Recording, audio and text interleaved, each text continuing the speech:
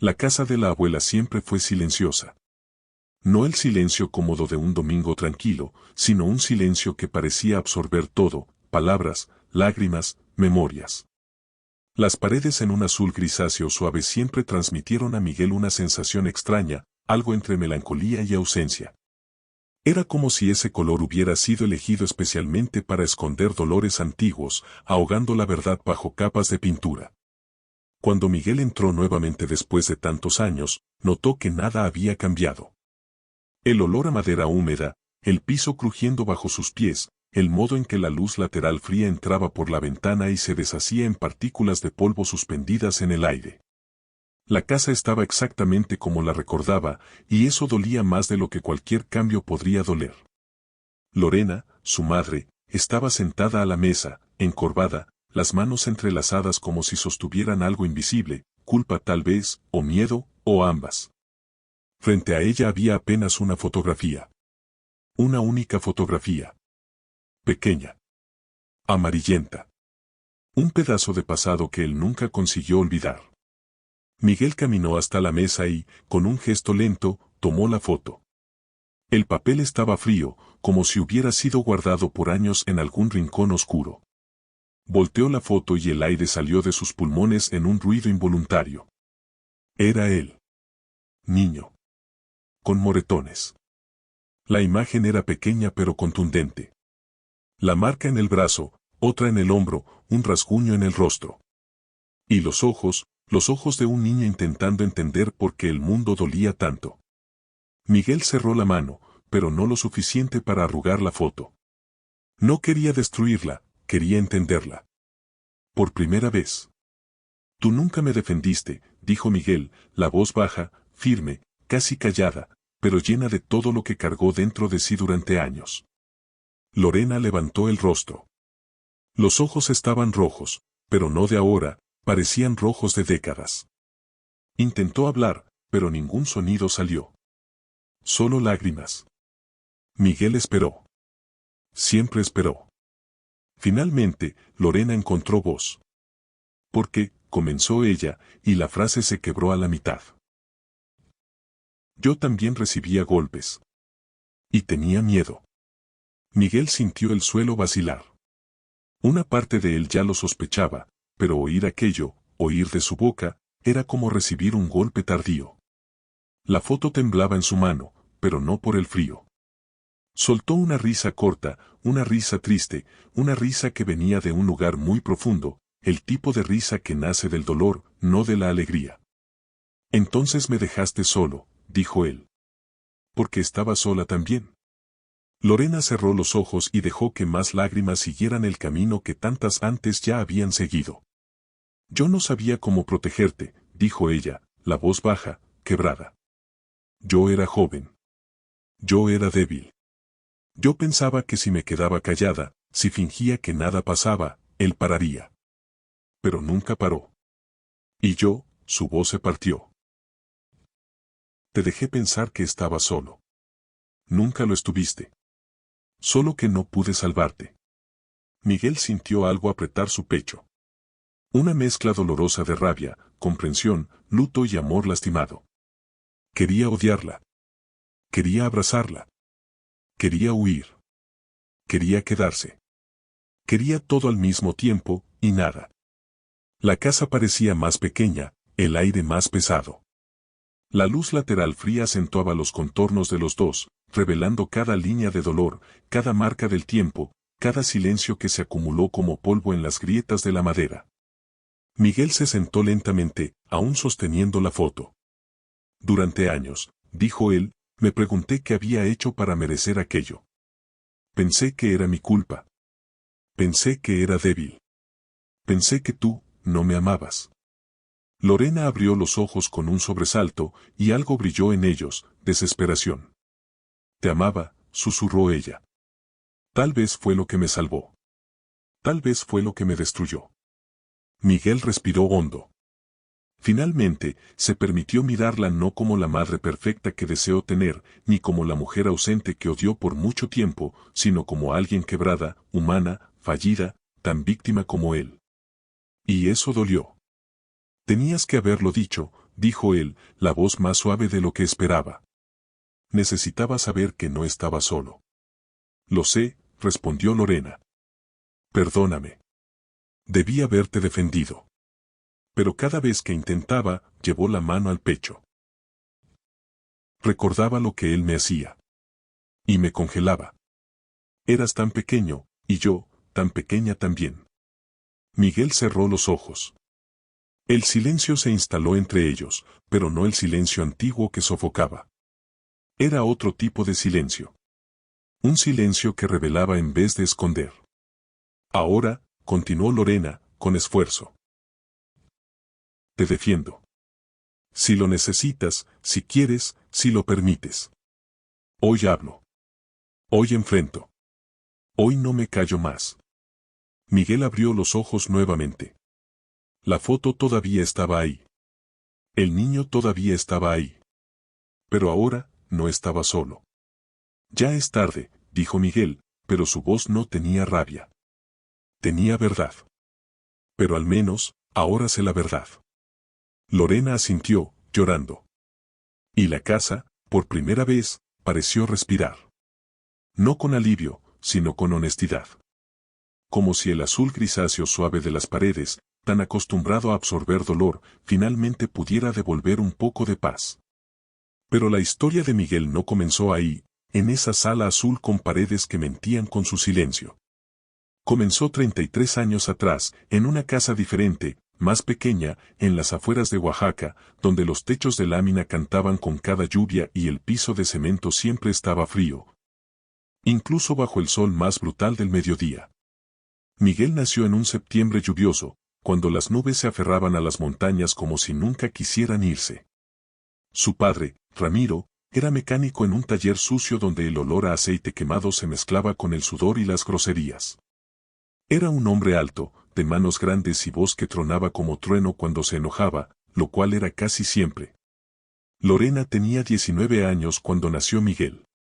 Apenas era más que una niña ella misma, con sueños de estudiar enfermería que se desvanecieron cuando conoció a Ramiro en una feria del pueblo. Él le compró algodón de azúcar y le prometió una vida mejor. Ella le creyó porque todavía era de esa edad donde las palabras bonitas suenan como verdades eternas. Se casaron 3 meses después de conocerse, en una ceremonia pequeña en la iglesia de San Juan Bautista. Lorena llevaba un vestido blanco prestado que le quedaba un poco grande, y Ramiro llevaba su única camisa planchada. Los primeros meses fueron buenos, o al menos eso es lo que Lorena se repetía cuando las cosas empezaron a ponerse oscuras. La primera vez que Ramiro la golpeó fue 6 meses después de la boda. Miguel aún no había nacido, pero ya estaba creciendo en el vientre de Lorena cuando el puño de Ramiro la encontró en el estómago porque ella había quemado las tortillas. Ella cayó al piso, sosteniendo su vientre, rogándole a Dios que su bebé estuviera bien. Ramiro se arrodilló después, llorando, pidiéndole perdón, jurando que nunca volvería a pasar. Ella le creyó porque necesitaba creerle. Porque no tenía a dónde ir. Porque su propia familia la había rechazado por casarse tan joven con un hombre que ellos nunca aprobaron. Porque estaba embarazada y asustada y sola. Pero sí volvió a pasar. Una y otra vez. Cada vez con una excusa diferente. La comida estaba fría. La casa estaba sucia.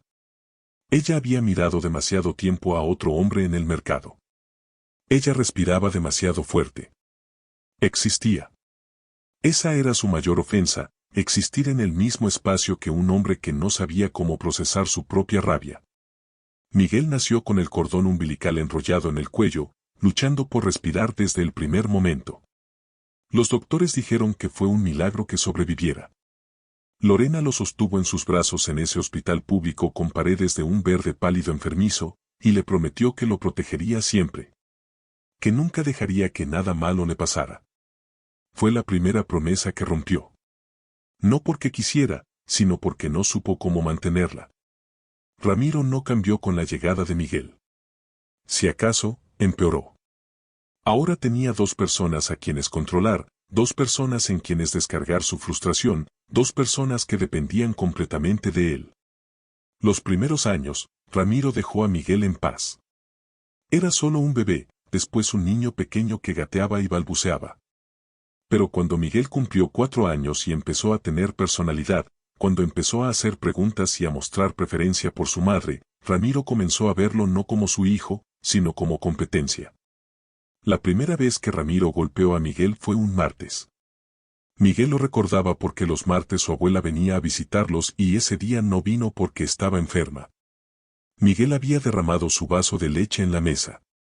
Fue un accidente, el tipo de accidente que todos los niños de 4 años cometen. Pero Ramiro lo vio como un acto de rebeldía. El golpe llegó rápido, una cachetada que hizo que la cabeza de Miguel girara hacia un lado.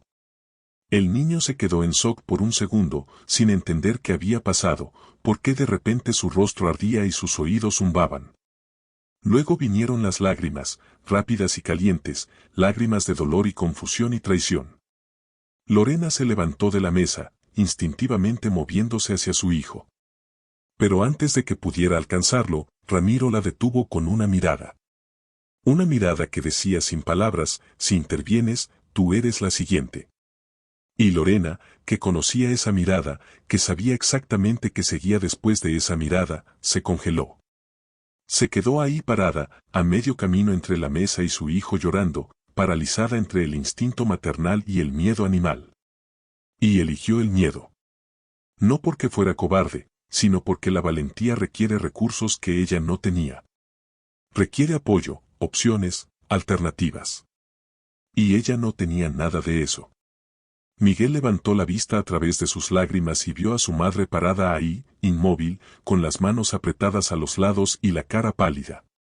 Y en ese momento, algo se rompió en él. La certeza infantil de que los padres siempre protegen. La confianza básica de que el mundo es seguro. La creencia de que cuando lloras, alguien vendrá a consolarte. Desde ese día, los golpes se volvieron rutina. A veces por razones, a veces por nada. Miguel aprendió a caminar con cuidado en su propia casa, a hablar en voz baja, a volverse invisible cuando su padre llegaba del trabajo. Aprendió a leer los estados de ánimo de Ramiro por la forma en que cerraba la puerta, por el peso de sus pasos en el piso, por el sonido de su voz cuando gritaba el nombre de Lorena. Y aprendió, sobre todo, que su madre no lo defendería. Que estaría ahí, cerca pero inalcanzable, como una sombra que no puede ayudarte cuando te estás ahogando. Lorena lo veía sufrir y lloraba después, cuando Ramiro no estaba, cuando Miguel fingía dormir pero en realidad contaba las grietas en el techo. Ella entraba a su cuarto y se sentaba al borde de su cama, acariciando su cabello con dedos temblorosos. Lo siento, mijito, susurraba ella en la oscuridad. Lo siento mucho. Pero nunca lo siento lo suficiente como para detenerlo. Nunca lo suficiente como para cambiarlo. Miguel creció creyendo que el amor era eso, presenciar el dolor del otro sin poder hacer nada. Creció creyendo que las madres eran figuras decorativas que sostenían tu mano después del golpe pero nunca antes. Creció creyendo que él no merecía ser defendido, porque si lo mereciera, alguien lo habría hecho. La escuela era su único refugio. Ahí, entre las paredes naranjas descascaradas y los pupitres rayados, Miguel podía pretender ser normal. Podía jugar con otros niños que no sabían que su casa era un campo de batalla silencioso. Podía sonreír sin que nadie cuestionara si la sonrisa era real. Pero incluso en la escuela, las marcas lo delataban. Los moretones en los brazos que intentaba cubrir con mangas largas incluso en el calor sofocante de mayo. El rasguño en el rostro que explicaba como caída de su bicicleta, aunque no tenía bicicleta. La forma en que se encogía cuando alguien levantaba la mano demasiado rápido, incluso si era solo para alcanzar un libro. La maestra Guadalupe lo notó. Era una mujer mayor, con el cabello gris recogido en un chombo apretado y lentes que siempre se resbalaban por su nariz. Un día, después de clase, le pidió a Miguel que se quedara. ¿Estás bien en casa, mijito?, preguntó ella con voz suave, tocando gentilmente el moretón que asomaba bajo la manga de Miguel. El niño la miró con ojos enormes, asustados. Sí, maestra, mintió con la facilidad de quien ha aprendido que la verdad solo empeora las cosas. Me caí jugando. Ella no le creyó, se notaba en la forma en que sus ojos se entristecieron, en cómo sus labios se apretaron. ¿Pero qué podía hacer ella? En 1997, en un pueblo pequeño de Oaxaca, nadie intervenía en los asuntos de familia. La violencia doméstica era un secreto que todos guardaban como si fuera sagrado. Así que la maestra Guadalupe le dio a Miguel un dulce de tamarindo y lo dejó ir, cargando con la culpa de su propia inacción como él cargaba con los moretones. Todos guardaban silencio. Todos eran cómplices.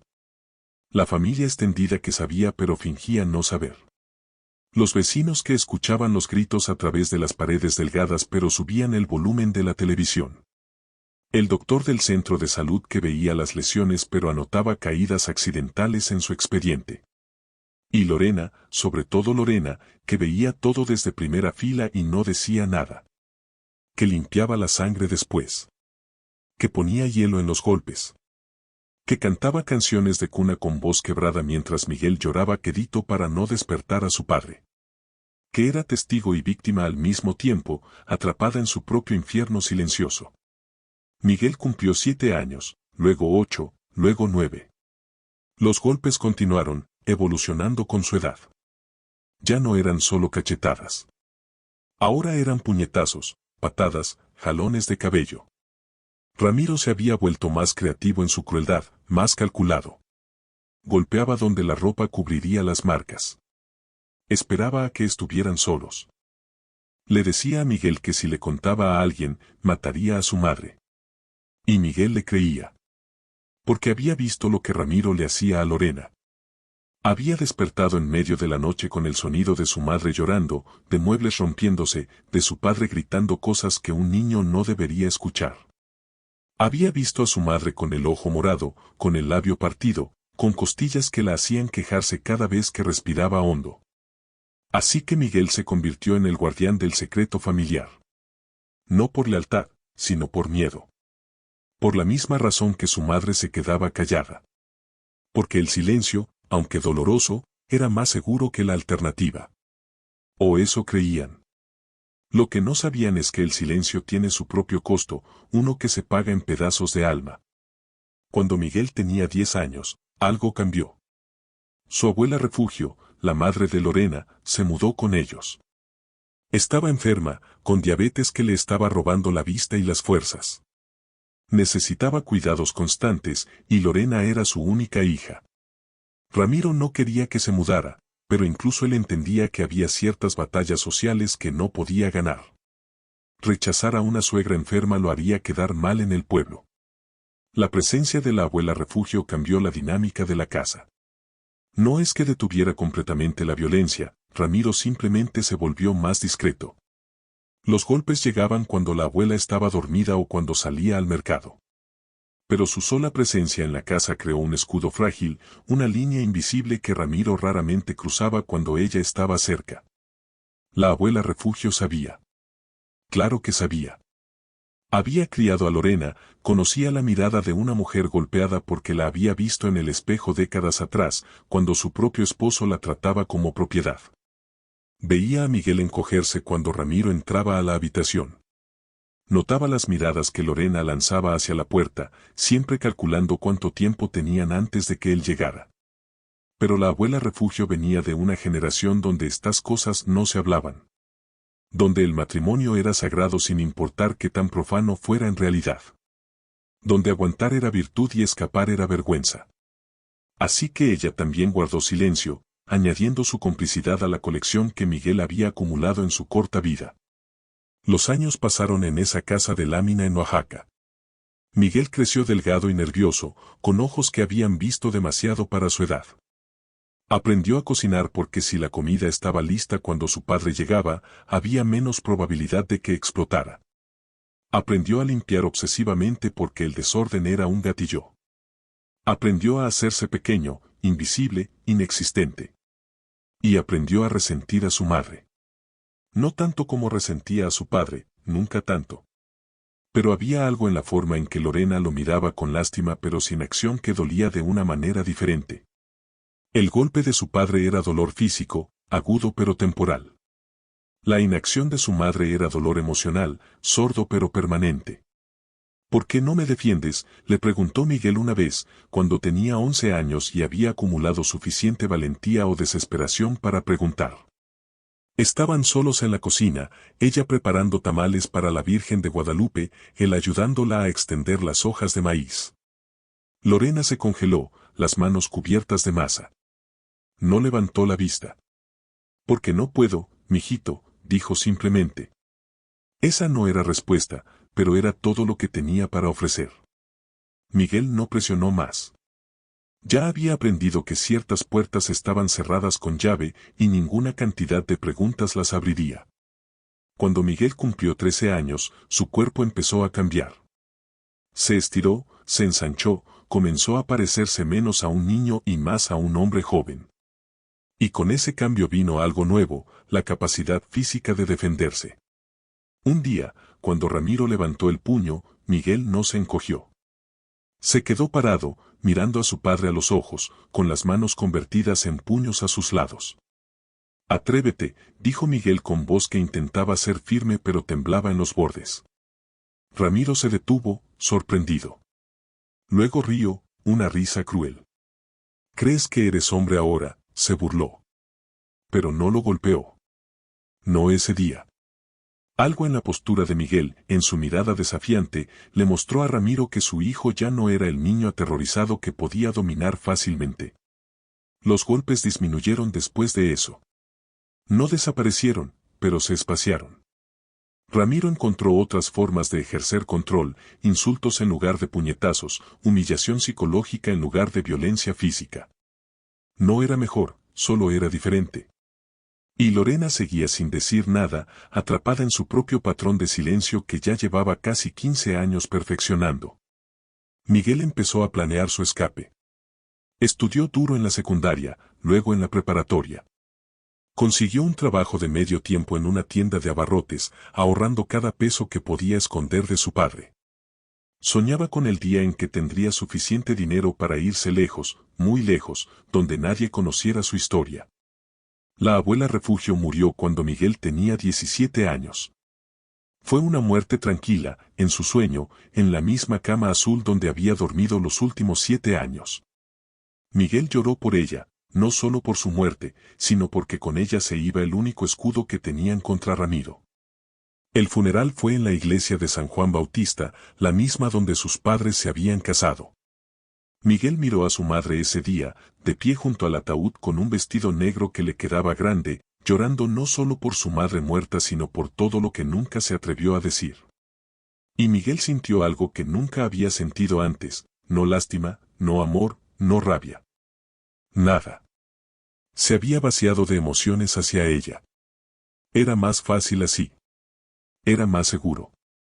Porque si no sentía nada, no podía ser herido por su continua inacción.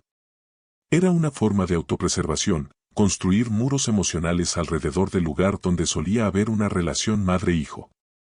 3 meses después del funeral de la abuela, Miguel se fue. Tenía 18 años recién cumplidos y suficiente dinero ahorrado para un boleto de autobús a Ciudad de México y un mes de renta en un cuarto compartido. No le dijo a Ramiro que se iba. Simplemente empacó una maleta pequeña una madrugada mientras su padre dormía la borrachera de la noche anterior. Lorena lo vio prepararse. Estaba despierta, siempre estaba despierta en esas horas oscuras antes del amanecer. Se quedó en el marco de la puerta de su cuarto, observando a su hijo meter ropa y fotos en una maleta gastada. ¿Te vas?, preguntó ella, aunque la respuesta era obvia. Sí, respondió Miguel sin mirarla. Ella asintió, como si hubiera estado esperando ese momento durante años. Cuídate, mijito, susurró. Miguel cerró la maleta con un clic que sonó final. Se volvió hacia ella, y por un momento, solo un momento, consideró preguntarle por qué nunca hizo nada. ¿Por qué nunca lo defendió? ¿Por qué eligió el silencio sobre su protección? Pero no preguntó. Porque ya conocía la respuesta, o pensaba que la conocía. Porque ella era débil, cobarde, cómplice. O al menos eso era lo que se había dicho a sí mismo durante años para darle sentido al sinsentido. Así que solo dijo, adiós, mamá. Y se fue, dejando atrás la casa de lámina, los moretones, los silencios, y a la mujer que lo trajo al mundo pero no supo cómo protegerlo una vez que estuvo aquí. Miguel construyó una vida en Ciudad de México. Trabajó en restaurantes, en tiendas, en oficinas. Estudió por las noches, sacando una carrera en administración de empresas. Hizo amigos que no sabían nada de su pasado. Salió con chicas que pensaban que era callado y misterioso, sin saber que su silencio era trauma no procesado. Durante 15 años, tuvo contacto mínimo con su madre. Llamadas cortas en Navidad y en su cumpleaños. Nunca preguntaba por su padre, y ella nunca ofrecía información. Existían en mundos separados, conectados solo por un delgado hilo de obligación familiar que ninguno sabía cómo cortar completamente pero tampoco cómo fortalecer. Lorena seguía en Oaxaca. Seguía con Ramiro. Los golpes habían disminuido con los años, más porque él estaba envejeciendo y perdiendo fuerza que porque hubiera cambiado. Bebía más ahora, pasaba más tiempo en cantinas que en casa. Lorena casi lo prefería así. Su ausencia era más soportable que su presencia. Ella pensaba en Miguel todos los días. Se preguntaba si comía bien, si dormía suficiente, si había encontrado felicidad en esa ciudad enorme que ella nunca visitó. Se preguntaba si la odiaba. Probablemente sí. Y no lo culpaba. Ella se odiaba a sí misma también, por cada vez que vio a su hijo sufrir y no hizo nada. Había momentos, en las noches silenciosas cuando Ramiro roncaba y la luna se filtraba por la ventana, en que Lorena sacaba una caja de zapatos del fondo del armario. Dentro estaban fotos de Miguel de niño.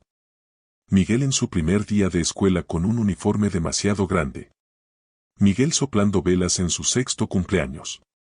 Miguel dormido en su regazo cuando era bebé. Y entre esas fotos, había una que ella había tomado una vez, escondida, con una cámara desechable que compró en secreto. Una foto de Miguel a los 7 años, con moretones visibles en el brazo, un rasguño en el rostro, y esos ojos que ya habían perdido la inocencia que todos los niños deberían conservar. Lorena guardó esa foto como evidencia. ¿De qué? No estaba segura. No planeaba mostrarla a nadie, no planeaba usarla para nada. Pero la guardó porque necesitaba recordar. Necesitaba que existiera prueba física de que no estaba imaginando el horror que vivieron. Que fue real. ¿Qué pasó? Que ella fue testigo, incluso si fue testigo silenciosa. Los años se acumularon. Miguel cumplió 30, luego 33. Construyó una vida exitosa, con un trabajo estable como gerente en una empresa de logística, un departamento pequeño pero cómodo en la colonia Roma, amigos que lo apreciaban. Desde afuera, parecía que había superado su infancia, que había dejado atrás el trauma. Pero el trauma nunca se queda atrás. Se queda adentro, arraigado en los huesos, tejido en el músculo memoria. Miguel tenía pesadillas donde era niño nuevamente, pequeño e indefenso. Tenía dificultad para confiar en la gente, especialmente en las mujeres, especialmente en figuras maternas. Tenía una rabia que no sabía cómo procesar, que se manifestaba en momentos inesperados. Empezó terapia a los 32 años, después de que su última relación terminara porque su novia le dijo que él era emocionalmente inaccesible. Al principio resistió, pero eventualmente empezó a abrirse. Le habló a su terapeuta, la doctora Jiménez, sobre su padre. Sobre los golpes. Sobre el miedo constante. ¿Y tu madre?, preguntó la doctora Jiménez después de varias sesiones. ¿Qué papel tuvo ella en todo esto? Miguel se encogió de hombros. Ninguno. Ese es el problema. Ella solo miraba. La doctora se inclinó hacia adelante. ¿Alguna vez te preguntaste por qué? Miguel rió sin humor. Porque era cobarde. Porque no me amaba lo suficiente. La terapeuta sacudió la cabeza suavemente. O porque ella también era víctima. Esas palabras se quedaron con Miguel. No las aceptó inmediatamente, su rabia era demasiado antigua y demasiado arraigada para eso. Pero plantaron una semilla de duda, o tal vez de comprensión. Empezó a considerar, por primera vez en su vida adulta, que tal vez la historia era más compleja de lo que había creído. Fue alrededor de ese tiempo que recibió la llamada. Era un número desconocido de Oaxaca. Contestó con cautela. Bueno. Una voz femenina, joven, probablemente una vecina. Miguel, soy Rosa, la hija de doña Carmen. Tengo que decirte algo. Tu papá murió. El silencio que siguió fue largo. Miguel no sintió tristeza. No sintió alivio. Solo sintió, nada. Está bien, dijo finalmente. ¿Cómo? Cirrosis, respondió Rosa. El hígado finalmente se rindió. Tu mamá está organizando el funeral. Pensé que debería saberlo. Miguel colgó el teléfono y se sentó en su sofá, mirando la pared blanca de su departamento. Su padre estaba muerto. El hombre que lo aterrorizó durante su infancia, que lo golpeó, que lo hizo dudar de su propio valor, estaba muerto. Y Miguel no sentía nada. O tal vez sentía demasiado, tan mezclado que se cancelaba a sí mismo. No fue al funeral. Le envió dinero a su madre para ayudar con los gastos, pero no fue. No podía. La idea de estar en esa casa nuevamente, de ver el ataúd de su padre, de fingir luto que no sentía, era demasiado. Así que se quedó en Ciudad de México y siguió con su vida como si nada hubiera pasado. Pero algo había pasado. Con la muerte de Ramiro, algo se había roto, o tal vez se había abierto. Las barreras que Miguel había construido empezaron a agrietarse. Las pesadillas empeoraron. La rabia se intensificó. En sus sesiones de terapia, la doctora Jiménez sugirió que tal vez necesitaba cerrar ese capítulo apropiadamente. Que tal vez necesitaba hablar con su madre. Miguel resistió durante meses. Pero la idea se quedó con él, creciendo como una semilla en tierra húmeda. Hasta que un día, un año después de la muerte de Ramiro, Miguel compró un boleto de autobús a Oaxaca. No le avisó a su madre que iba. No planeó qué diría. Solo sabía que necesitaba respuestas a preguntas que había cargado durante 33 años. El viaje fue largo, 8 horas de carretera serpenteando por montañas. Miguel miró por la ventana, viendo el paisaje cambiar de urbano a rural, de concreto a tierra. Cuando llegó a Oaxaca, todo le pareció más pequeño de lo que recordaba. Las calles, las casas, incluso las montañas parecían haberse encogido, o tal vez él había crecido. Tomó un taxi a la casa de su abuela, la casa donde ahora vivía solo su madre. Ramiro había muerto, la abuela había muerto, Miguel se había ido. Lorena estaba sola en esa casa llena de fantasmas. Cuando Miguel llegó, se quedó parado frente a la puerta azul durante varios minutos, su corazón latiendo demasiado rápido, sus manos sudando. Finalmente tocó. No hubo respuesta inmediata. Tocó de nuevo. Luego escuchó pasos, lentos, pesados. La puerta se abrió, y ahí estaba Lorena. 52 años ahora, pero parecía mayor. El cabello gris, la piel arrugada prematuramente, los hombros encorvados bajo el peso de décadas de secretos. «Mijito», susurró ella, con los ojos enormes de sorpresa. Miguel asintió. «Hola, mamá». Ella se hizo a un lado, dejándolo entrar. La casa olía a humedad y soledad. Miguel caminó adentro, sus zapatos resonando en el piso que una vez conoció tan bien. Y fue entonces cuando vio la mesa, y la foto, y todo lo que seguiría. Después de aquella primera confrontación, después de las lágrimas y las confesiones iniciales, Miguel y Lorena se sentaron en silencio por un largo tiempo. La foto todavía estaba sobre la mesa entre ellos, como un puente entre el pasado y el presente, entre el niño herido y el hombre que se convirtió, entre la madre que falló y la madre que todavía era. «¿Por qué guardaste esta foto?», preguntó finalmente Miguel, tocando el borde amarillento con un dedo. Lorena se limpió los ojos con el dorso de la mano. Porque necesitaba prueba. De que no estaba loca. De que realmente pasó. De que fui testigo de tu sufrimiento, incluso si no pude detenerlo. Miguel procesó esto. En todos sus años imaginando esta conversación, nunca consideró que su madre también necesitara validación. Que ella también estuviera luchando con su propia realidad, su propio trauma, su propia culpa. «Cuéntame», dijo él. «Cuéntame todo. Necesito entender». Y Lorena le contó. Le contó sobre los primeros golpes, cuando estaba embarazada de él. Le contó sobre las amenazas de Ramiro, como le decía que si lo dejaba, la encontraría y la mataría, a ella y al niño. Le contó sobre su propia familia que no la apoyaba, que le decía que los problemas matrimoniales se resuelven en casa, no en público. Le contó sobre las veces que quiso huir, que empacó maletas en secreto solo para deshacerlas porque no tenía a dónde ir, no tenía dinero, no tenía habilidades laborales que le permitieran mantenerse a sí misma y a un niño. Le contó sobre la vergüenza que sentía, la culpa que la comía viva cada vez que veía a Miguel con nuevos moretones. Le contó sobre las noches que consideró el suicidio, que pensó que tal vez si ella desaparecía, Ramiro sería más gentil con Miguel.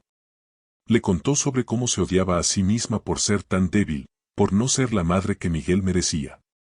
Y le contó sobre cómo cada día decidía sobrevivir un día más, con la esperanza de que eventualmente encontraría la fuerza para irse. Pero nunca la encontré, dijo Lorena con voz quebrada. Nunca fui lo suficientemente valiente. Y cuando tú te fuiste, cuando finalmente escapaste, me sentí aliviada porque al menos uno de nosotros lo logró. Al menos tú estabas a salvo. Miguel sintió lágrimas en sus propios ojos ahora. No estaba a salvo, mamá. Me llevé todo conmigo. Los golpes terminaron, pero el daño continuó. Lo sé, susurró Lorena. Y lo lamento más de lo que las palabras pueden expresar. Miguel se limpió las lágrimas bruscamente. No es suficiente decir lo siento. No borra lo que pasó. Lorena asintió. Lo sé. Nada puede borrar lo que pasó. Pero tal vez podemos empezar a sanar de ello. Juntos. Miguel rió amargamente. ¿Cómo? ¿Cómo sanamos de esto? Lorena lo miró directamente por primera vez en toda la conversación. Diciendo la verdad. Toda la verdad. No más secretos. No más silencio. Y luego tal vez podamos perdonarnos a nosotros mismos, si no a los demás. Pasaron el resto de ese día hablando. Lorena le contó cosas que nunca había dicho en voz alta. Miguel compartió cómo su infancia lo había afectado en su vida adulta, sus relaciones fallidas, su incapacidad para confiar, su rabia constante. Era doloroso, como limpiar una herida infectada, pero necesario. Al atardecer, caminaron juntos al pequeño cementerio en las afueras del pueblo. La tumba de Ramiro era simple, una cruz de madera con su nombre y fechas. Miguel se paró frente a ella, sin saber qué sentir. Te odié durante tanto tiempo, dijo en voz alta. Y parte de mí todavía lo hace. Pero ahora también te compadezco. Porque viviste toda tu vida lleno de rabia y nunca encontraste paz. Eso es su propio tipo de infierno. Lorena se paró junto a él. Yo no lo odié, dijo ella. Ojalá pudiera. Pero mayormente solo le tuve miedo. Y eso es peor, porque el miedo te paraliza de maneras que el odio no. El odio al menos es una emoción activa. El miedo solo te hace pequeña. Se quedaron ahí mientras el sol se ponía detrás de las montañas, pintando el cielo de naranjas y rosas y morados. El mismo cielo que había visto sus sufrimientos, sus silencios, sus supervivencias. Y ahora veía este momento de honestidad brutal entre madre e hijo. Los días siguientes, Miguel se quedó en Oaxaca. No en la casa de su abuela, esa todavía tenía demasiados fantasmas. Alquiló un cuarto en un hotel pequeño en el centro. Pero visitaba a su madre cada día. Comían juntos, caminaban por el mercado, hablaban sobre cosas grandes y pequeñas. Lentamente, muy lentamente, empezaron a reconstruir algo. No era la relación madre-hijo que perdieron, esa estaba rota sin reparación.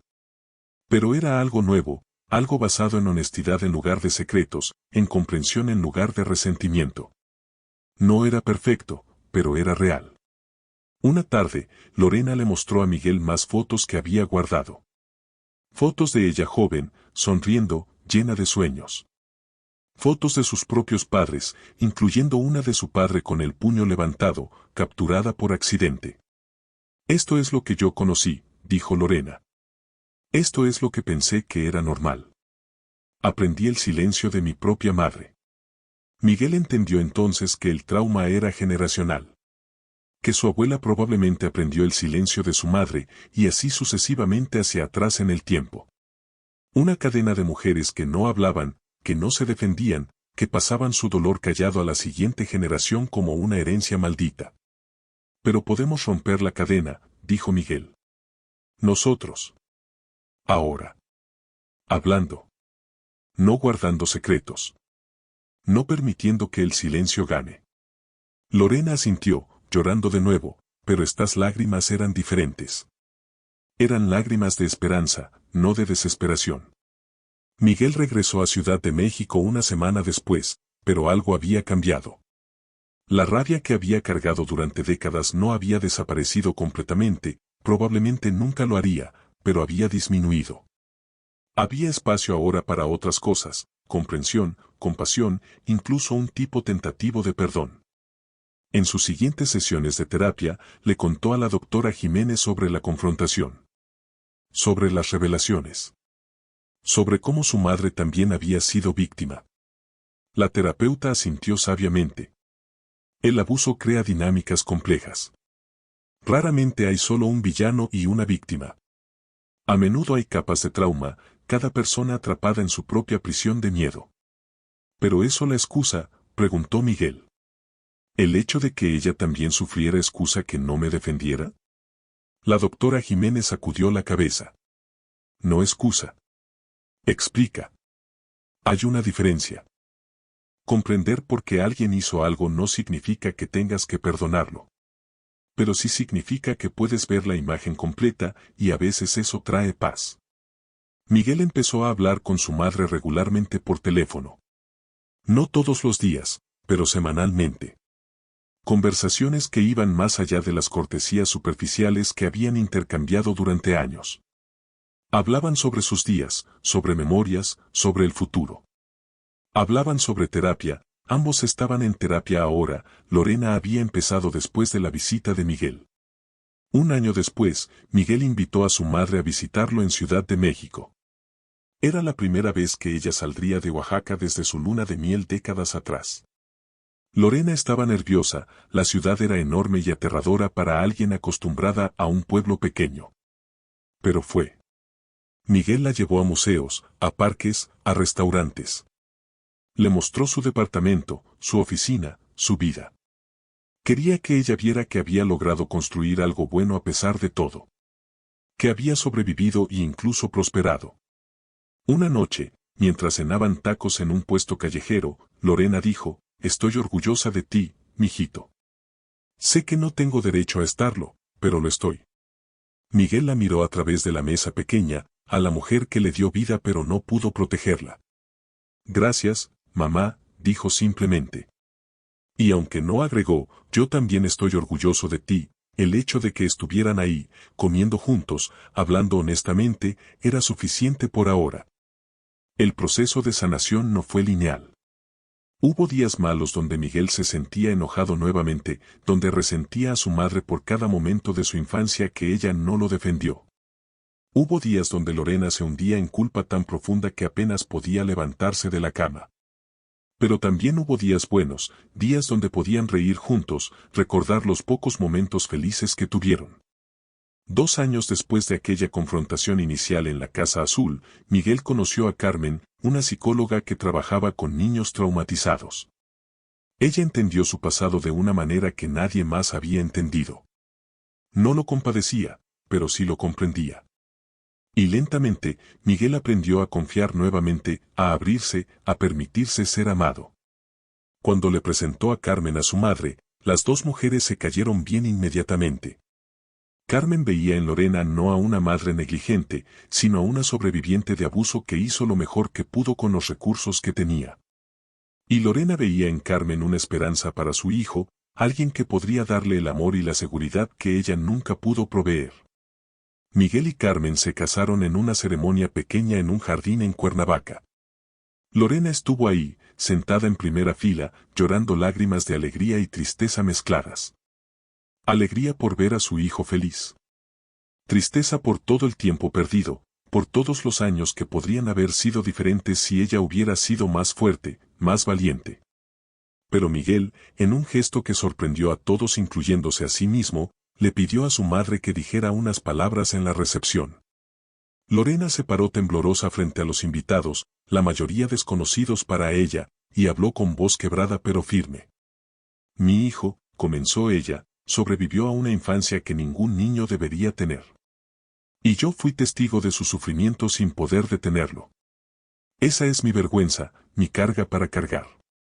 Pero hoy, viéndolo aquí, habiendo construido una vida bella a pesar de todo, siento esperanza. Esperanza de que el trauma no tiene que definir nuestras vidas. Que podemos sanar, incluso de las heridas más profundas. Miguel, te amo. Siempre te amé, incluso cuando no pude mostrártelo. Gracias por darme esta segunda oportunidad. Por no rendirte conmigo. Por enseñarme que nunca es tarde para decir la verdad. No hubo un solo ojo seco en el jardín. Carmen apretó la mano de Miguel. Él miró a su madre a través de lágrimas y asintió. Era todo el perdón que podía ofrecer ahora, y era suficiente. Los años siguientes trajeron cambios. Miguel y Carmen tuvieron un hijo, un niño que nombraron Daniel. Cuando Miguel sostuvo a su hijo por primera vez, sintió un terror profundo. ¿Cómo podía ser buen padre cuando nunca tuvo un modelo de uno? Pero Carmen lo tranquilizó, y Lorena también. Tú sabes exactamente qué no hacer, le dijo su madre. Esa es tu ventaja. Sabes cómo se siente ser un niño desprotegido. Así que nunca dejarás que tu hijo se sienta así. Y tenía razón. Miguel se convirtió en el padre que nunca tuvo. Protector, presente, gentil. Rompiendo el ciclo que había atormentado a su familia por generaciones. Lorena era abuela ahora, un rol que abrazó con fervor. Visitaba seguido, ayudaba con Daniel, cantaba las mismas canciones de cuna que una vez cantó a Miguel. Pero ahora las cantaba sin miedo, sin tener que escuchar si alguien venía, sin tener que calcular cuándo sería seguro mostrar afecto. Una tarde, mientras Lorena mecía a Daniel para dormirlo, Miguel la observó desde el marco de la puerta. Por primera vez, podía ver a su madre no como la mujer que falló en protegerlo, sino como una persona completa, compleja, que hizo lo mejor que pudo en circunstancias imposibles. No justificaba sus acciones, pero las entendía. Gracias, mamá, dijo él suavemente. Por estar aquí ahora. Por ser la abuela que Daniel necesita. Por finalmente hablar. Lorena lo miró con ojos brillantes. Gracias a ti, mijito. Por darme esta oportunidad. Por no dejar que mi silencio pasado definiera nuestro futuro. Cuando Daniel creció lo suficiente para entender, Miguel le contó sobre su propia infancia. No todos los detalles, eso vendría después, pero lo suficiente para que el niño entendiera que a veces las familias tienen historias dolorosas. Y que está bien hablar de ellas. Que el silencio nunca es la respuesta. Miguel también empezó a trabajar como voluntario en un refugio para víctimas de violencia doméstica. Usó su propia experiencia para ayudar a otros, especialmente a los niños que llegaban con los mismos ojos aterrados que él tuvo una vez. Les decía que no era su culpa. Que merecían ser protegidos. Que el amor nunca debería doler. Y cuando hablaba con las madres en el refugio, las que se sentían culpables por no haber dejado antes, por haber expuesto a sus hijos al abuso, les hablaba con compasión que había aprendido difícilmente. Les decía que el abuso crea dinámicas complejas. Que el miedo es paralizante. Que hacer lo mejor que puedes en un momento dado es todo lo que puedes hacer. Y que está bien perdonarte a ti misma eventualmente. Una de esas madres le preguntó una vez, ¿tu hijo te perdonó? Por no protegerlo. Miguel pensó cuidadosamente antes de responder. No fue mi hijo quien no me protegió. Fue mi madre. Y sí, la perdoné. O al menos, estoy en el proceso de perdonarla. Porque entendí que ella también era víctima. Que el perdón no es olvidar, sino soltar. Soltar la rabia que me estaba envenenando más a mí que a ella. 10 años después de aquella confrontación en la Casa Azul, Miguel regresó a Oaxaca con su familia. Daniel, ahora de 7 años, corría por las mismas calles donde su padre una vez caminó con miedo. Pero Daniel no conocía el miedo. Solo conocía el amor, la seguridad, la certeza de que sus padres lo protegerían siempre. Visitaron la casa de la abuela. Lorena todavía vivía ahí, aunque ahora la había renovado. Las paredes ya no eran azul grisáceo. Las había pintado de amarillo brillante. Un color de esperanza, de nuevo comienzo. El piso ya no crujía, lo había reparado. Las ventanas eran nuevas, dejando entrar más luz. Es diferente, comentó Miguel, mirando alrededor. Lorena asintió. Necesitaba cambiar las cosas. No podía seguir viviendo rodeada de los mismos colores, los mismos sonidos que me recordaban constantemente el pasado. Necesitaba crear algo nuevo. Daniel encontró la caja de fotos que su abuela guardaba. Sacó la foto famosa, la de Miguel niño con moretones. Abuela, ¿por qué el papá tiene estas marcas?, preguntó con inocencia. Hubo un momento de silencio. Luego Miguel se arrodilló junto a su hijo. Porque cuando papá era niño, alguien lo lastimaba. Y eso no estaba bien. Nadie debería lastimar a los niños. Daniel frunció el ceño. ¿Tú me lastimas? Nunca, mijito. Nunca. El niño asintió, satisfecho con la respuesta, y siguió mirando fotos. Para él, era solo historia. No entendía el peso, el dolor, las décadas de trauma. Y eso era bueno. Eso significaba que el ciclo realmente se había roto. Esa noche, después de que Daniel se durmió, Miguel y Lorena se sentaron en el patio bajo las estrellas. El aire olía a jazmín y tierra húmeda. Grillos cantaban su canción nocturna. Era pacífico de una manera que esta casa nunca había sido. ¿Alguna vez te arrepientes?, preguntó Miguel. De haberte quedado con él tanto tiempo. Lorena consideró la pregunta. Todos los días. Pero también entiendo por qué lo hice. Y he aprendido a perdonarme por esas decisiones. Porque fueron las únicas que creí que podía tomar en ese momento. Miguel asintió. Yo también he aprendido a perdonarte. No completamente, no sé si alguna vez será completamente. Pero lo suficiente para que podamos tener esto. Gesticuló entre ellos, a la noche pacífica, a la casa transformada, al nieto dormido adentro. Esto es suficiente. Es más de lo que merecía, dijo Lorena suavemente. Es exactamente lo que merecías, corrigió Miguel. Una segunda oportunidad. Todos merecemos eso. Se sentaron en silencio compartido por un largo tiempo. No era el silencio que sofocaba, sino el silencio que sana. El tipo de silencio donde no necesitas llenar cada momento con palabras porque la presencia del otro es suficiente.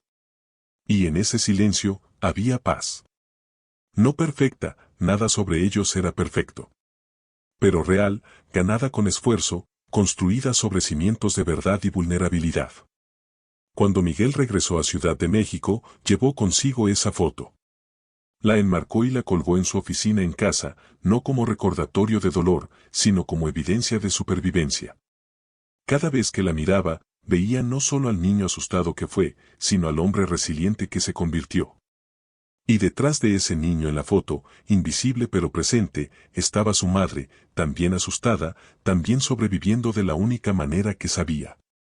La vida continuó. Daniel creció. Lorena envejeció. Miguel siguió sanando, porque la sanación no es un destino sino un viaje continuo. Y a través de todo, mantuvieron sus conversaciones honestas, su compromiso de nunca más guardar secretos, de nunca más dejar que el silencio ganara. Porque aprendieron, madre e hijo, que el silencio cómplice es una forma de violencia en sí misma. Que no hablar es participar. Que quedarse callado cuando alguien sufre es abandonarlo, incluso si tú también estás sufriendo. Y aprendieron que romper ese silencio, aunque sea tarde, aunque sea doloroso, es el primer paso hacia la sanación. No todas las historias tienen finales felices. La de Miguel y Lorena no era completamente feliz. Las cicatrices permanecieron, algunas heridas nunca sanaron completamente. Pero tenían algo más valioso que un final de cuento de hadas, tenían verdad. Tenían honestidad. Tenían el uno al otro, finalmente, después de décadas de distancia emocional. Y en un mundo donde tantas familias nunca logran eso, donde tantos secretos se llevan a la tumba, eso era suficiente. Eso era más que suficiente. Si esta historia te tocó el corazón, si reconociste tu propia historia en la de Miguel o Lorena, no estás solo. Si creciste en una casa donde el silencio era más fuerte que el amor, donde testigos se quedaron callados mientras tú sufrías, recuerda esto, no fue tu culpa. Merecías ser defendido. Y aunque esa defensa nunca llegó, puedes defenderte ahora. Puedes hablar ahora. Puedes romper el silencio ahora. Porque nunca es tarde para decir tu verdad, y nunca es tarde para empezar a sanar. Si disfrutaste esta historia y quieres escuchar más relatos que exploran las complejidades del corazón humano, suscríbete a nuestro canal Historias para distraerte. Subimos videos nuevos todos los días, historias de personas reales enfrentando dilemas reales, encontrando fuerza donde no sabían que existía. Dale like, comparte con quienes creas que necesitan escuchar este mensaje, y recuerda, tu voz importa. Tu historia importa. Y nunca es tarde para empezar a hablar. Hasta la próxima historia.